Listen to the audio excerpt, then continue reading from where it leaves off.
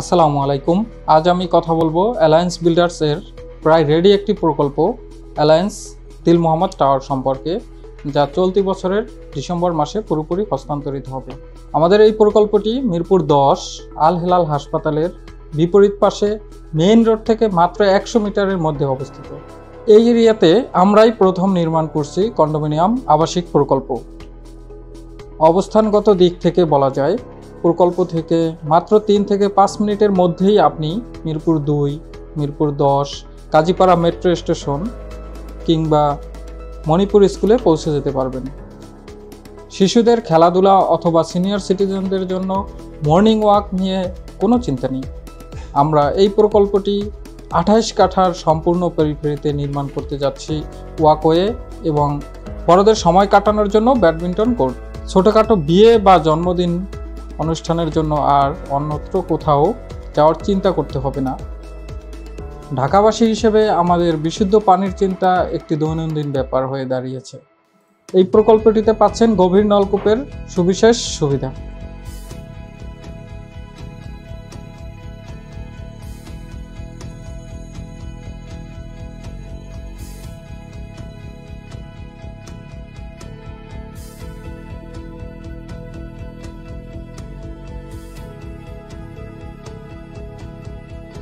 এখানে 1000 থেকে 1400 বর্গফুটের মধ্যে 2 থেকে 3 বেডের ফ্ল্যাট পেয়ে যাবেন।